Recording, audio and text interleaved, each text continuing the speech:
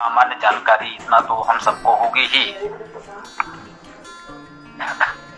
संज्ञा और विशेषण से ऐसा कोई अंतर खोजने का प्रयास हमें नहीं करना है। अर्थात उसमें ईश्वर के गुणों का वर्णन होगा। वह अग्नि भी है, आदित्य भी है, वायु भी है आदि। तो एक मंत्र में ये सभी शब्द आएंगे तो इनमें किसी एक को संज्ञा या अन्य को विशेषण मानने का कोई बहुत आवश्यक नहीं है। तो ये मान ले कि संज्ञा और विशेषण शब्द मूलतः एक हैं और क्रियाएं तो हम समझते ही हैं।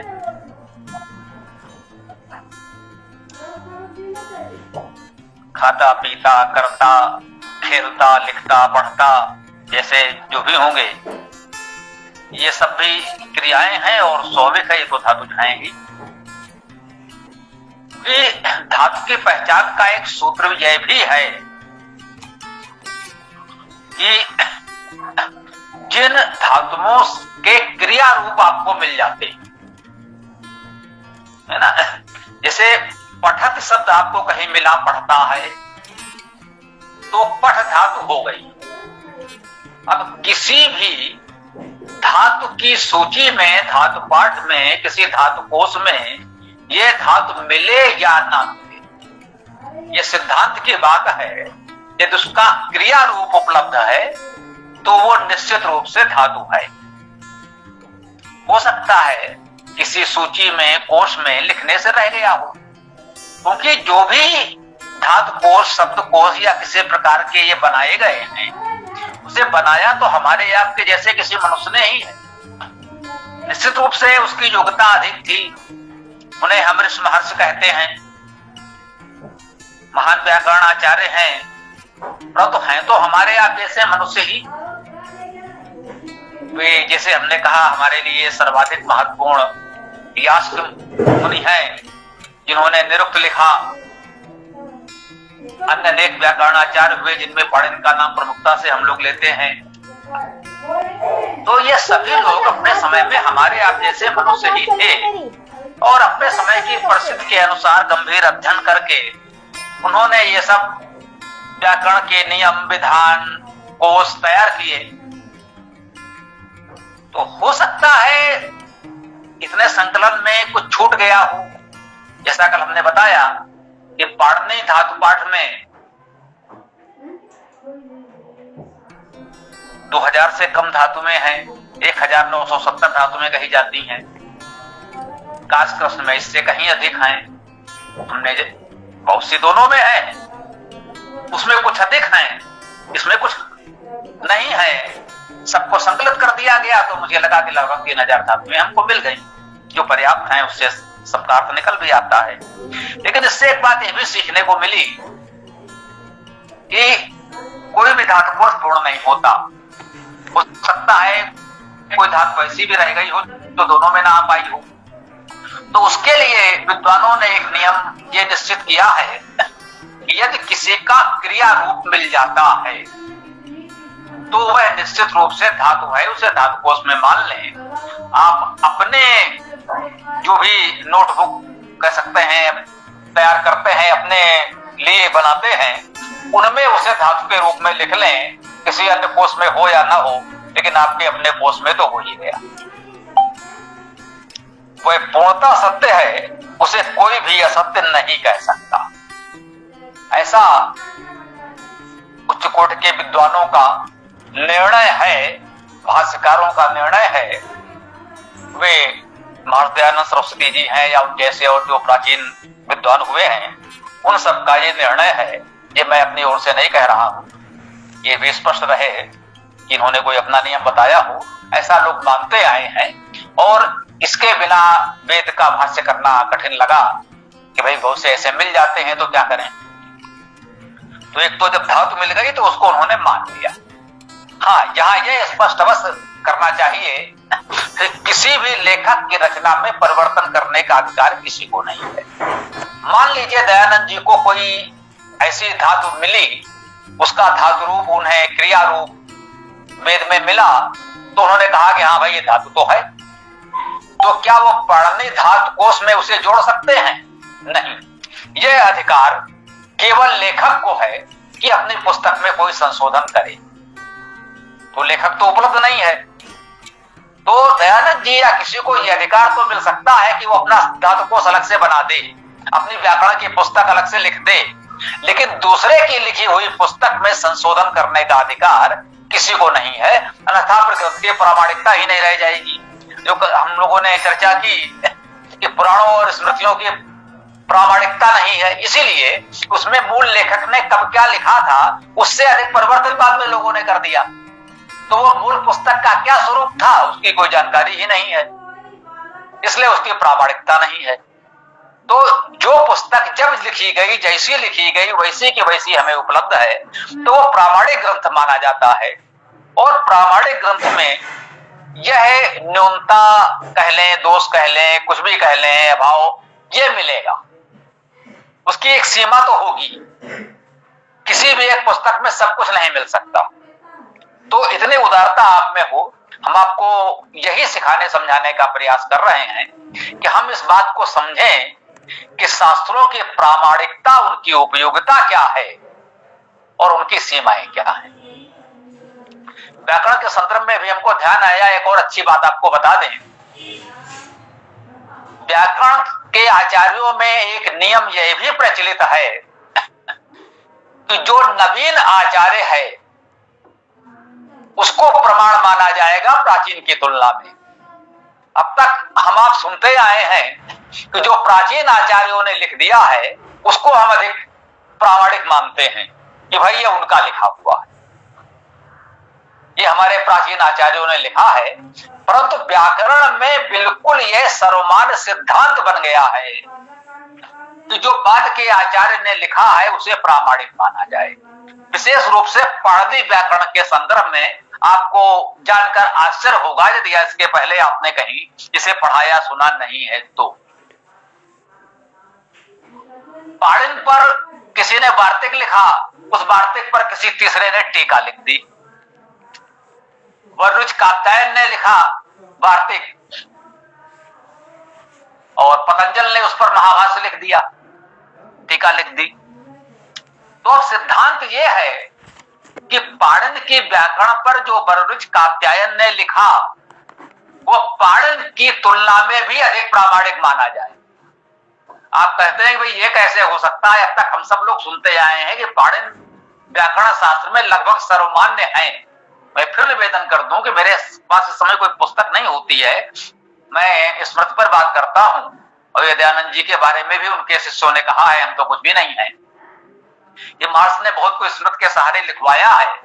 वो बोलते थे, उनके सहयोगी लिखते थे, उन्होंने स्मृति के सहारे कुछ बोला, लिखने वाले ने क्या लिखा और क्या प्रूफ रीडिंग हुई, क्या छपाई हुई, क्या छप गया, कई बार मार्क्स के मंतव्यों से अलग हो जाता था। उस पर कुछ विद्वानों ने ये बात कही है, तो उसको लेकर के हमें बहुत जड़ नहीं होना चाहिए। जहां मैं ये बात इसलिए कहता हूं कि कोई नाम, कोई समय, कोई क्रम हो सकता है मेरे बताने में भूल चूक हो जाए, बाद में हम पुस्तक में देखें तो हमको लगे कि थोड़ा मैं ऐसा भूल गया था। तो जो मैं बताना चाहता हूं, मैं आपको इतिहास नहीं बताना चाहता हूं, सिद्धांत बताना चाहता हूं कि ये नियम है कि पाणिनि के अष्टाध्यायी व्याकरण पर एक ने वार्तिक लिखा और उसमें वो बताते हैं कि पाणिनि का ये जो नियम है वो यहां लागू नहीं होता। तो हम ये नहीं कहते अरे भाई आप कौन होते हैं जो पाणिनि ने लिखा है तो वही सत्य माना जाएगा, नहीं। और उनके इस वार्तिक पर जब दूसरा पतंजल महाभाष्य लिखता है तो यह माना जाता है कि यदि उन्होंने उसके पहले वाले वार्तिक को काटा है कि नहीं, इन्होंने जो वार्तिक में किया है वो ठीक नहीं था, ऐसा ही ठीक होगा, तो उसे मान लिया जाएगा। अब वो तीसरा वाला पाणिनि का समर्थन कर रहा हो या उसके बाद वाले का, ये उसकी इच्छा पर है, ऐसा कह सकते हैं। आप कहेंगे भाई ये गड़बड़ जाला क्यों किया गया? बहुतों के मन में आ रहा होगा कि भाई ये कौन सी बात हुई? अब तक तो ये माना गया कि जो प्राचीन है वो प्रामाणिक है, बिल्कुल सत्य है। ऐसा इसलिए हुआ, इसको आप क्यों समझें, अधिकांश लोग आप में से विज्ञान के विद्यार्थी हैं। विज्ञान में यही मुख्य बात है कि जो नवीनतम खोज होती है, जो नवीनतम आविष्कारक होता है वो सही होता है। इसका अर्थ ये नहीं कि उसके पहले वाला कुछ गड़बड़ कर गया था। पहले वाले वैज्ञानिक ने अपने समय में जो भी खोज की हमको बताया वो बहुत बड़ी बात थी। बाद में खोज आगे बढ़ी, उससे अतिरिक्त और नई जानकारी मिली, तो वो नवीन जानकारी अधिक प्रामाणिक हो गई। तो आपको आश्चर्य होगा कि हमारे यहाँ व्याकरण शास्त्र जैसे विषय पर भी यह सिद्धांत माना गया है कि बाद वाला आचार्य जो कहता है वो अधिक प्रामाणिक है। क्यों ऐसा है, यह प्रश्न बहुतों के मन में आप में उड़ रहा होगा, ये समझना आवश्यक है। ऐसा इसलिए कहा गया कि जो हमने उदाहरण लिया है, मान लें कि पाणिनि ने कोई नियम बताया व्याकरण का कि ऐसी ऐसी स्थिति में यह होना चाहिए, वो तो अपना नियम बताकर चले गए। अब दूसरा व्यक्ति उसके बाद जो आचार्य विद्वान लिख रहा है, उसने पाणिनि को पूरी तरह पढ़ा ना, पाणिनि के अष्टाध्यायी को उसने अच्छी तरह पढ़ा और पढ़ाया। ऐसा नहीं कि हर व्यक्ति को अधिकार मिल गया कि हम आपको भी उसको पढ़ने लगे और पाणिनि के सिद्धांतों को काटने लगे, नहीं नहीं ये तो सब गलत है, तो सब गलत है, अब जो बता रहे हैं वो सही, ऐसा नहीं है। मतलब उसी स्तर का वो विद्वान प्रामाणिक आचार्य होता है जिसने पाणिनि को बहुत गंभीरता से पढ़ा है, बहुतों को पढ़ाया है, और उसके बाद वो अनुभव करके कहता है, तब ये बात मानी जाती है क्योंकि उसने पहले वाले को पढ़ा, उसका प्रयोग परीक्षण किया, तब पाया कि यह नियम अधिक उपयुक्त होगा। जो बात उन्होंने कही है उसको अगर यदि इस प्रकार कहें तो वो ज्यादा सही होगा, ये कहने का उसे अधिकार है। और उसके सैकड़ों वर्ष के बाद किसी और ने पहले वाले को भी पढ़ा, दूसरे वाले को भी पढ़ा, दोनों का अध्ययन चिंतन मनन विचार किया, उसने दोनों की प्रक्रिया को लेकर हजारों विद्यार्थियों को पढ़ाया, और इतने अनुभव के बाद यदि वो अनुभव करता है कि नहीं पहले वाले में यह परिवर्तन की आवश्यकता है और दूसरे वाले में संशोधन की आवश्यकता है, तो तीसरे वाले का संशोधन भविष्य के लिए अधिक उपयोगी और मान्य होता है। यह प्रक्रिया समझना आपके लिए आवश्यक था। कहने का आशय है कि यह बात हम आपको क्यों बता रहे हैं, इसका उद्देश्य क्या है। आप कहेंगे भाई हम बच्चे हैं, आपसे सारांशी व्याकरण की बातें सीखना चाहते थे, इतनी बड़ी बड़ी सैद्धांतिक बातों का उपयोग क्या है। इसका उपयोग आपके लिए ये है कि आप ये देखिए, हजारों वर्ष पहले हमारे देश में व्याकरण जैसे विषय में आचार्य जड़ नहीं थे कि बस लकीर पीटते रहो। लकीर नहीं पीटना है, जो पहले हो गया है उससे अच्छा करने का प्रयास हमें लगातार करते रहना है। इससे हमें यह संदेश मिलता है, ये हमको सीखना है। तो अधिकचरे लोग जिन्होंने कुछ नहीं पढ़ा, जिन्होंने वेद देखा नहीं, वो ये दावा करने आ जाते हैं कि वेद में ऐसा नहीं ऐसा होगा। तुमने वेद पढ़ा नहीं साहब, हमने तो नहीं पढ़ा, तो फिर तुम कैसे बोल सकते हो। जो बात वो सही समझते हैं मान लेते हैं वही वेद में होगा। तो भाई आप वेद को पढ़ करके समझ करके उस स्तर के अनुभव पर जाकर यदि कोई बात कहेंगे तो एक बार सुनी भी जाएगी। आइए उस स्तर पर विचार कीजिए। आपने कहीं कुछ नहीं पढ़ा, महर्षि दयानंद ने उबट सायण महिदर के भाष्यों का गंभीर अध्ययन किया, तब वो बताया कि भाई इनके भाष्यों में ये त्रुटियां हैं, ये दोष हैं, ये कमियां हैं, गलतियां हैं, न्यूनताएं हैं, उन्हें ठीक किया जाना चाहिए। तो महर्षि दयानंद सरस्वती की बातों को हमने समाज ने पूरी गंभीरता से, पूरी श्रद्धा से, आदर से सुना। अब यदि कोई उबट महिधर सायण का नाम भी नहीं जानता, उनके भाष्य को देखा ही नहीं और कहीं से सुना सुनाया कहने लगे अरे साहब ने तो सब बेकार कर दिया, सब गड़बड़ कर दिया, सब चौपट कर दिया, वो तो सब बेकार है, तो क्या उसकी बात को हमें गंभीरता से सुनना चाहिए? बिल्कुल नहीं। कम से कम वो आपसे तो बहुत योग्य थे, बहुत विद्वान थे जिन्होंने वेदों का भाष्य किया है। भले ही उनमें कुछ बातें ऐसी हैं जो हमें आपको ठीक नहीं लगती, तो उसमें संशोधन परिवर्तन करने का आपको पूरा अधिकार है। उसके लिए आपको दयानंद होना होगा, अर्थात पहले वाले को पूरी गंभीरता से पढ़ना होगा। फिर आप चिंतन मनन विचार करेंगे, आप पढ़ेंगे, पढ़ाएंगे, फिर उस पर इतना मंथन होगा, तब कोई निष्कर्ष निकलेगा कि उनके किए में क्या त्रुटियां रह गई हैं जो हमें दूर करना है।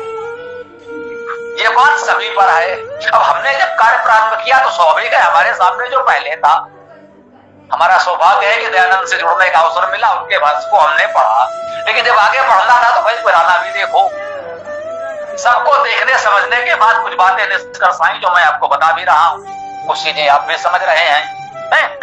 तो इस धातु जागृत प्रक्रिया की आज हम चर्चा कर रहे थे कि संज्ञा विशेषण और क्रियाएं ये मूलतः धातु हैं।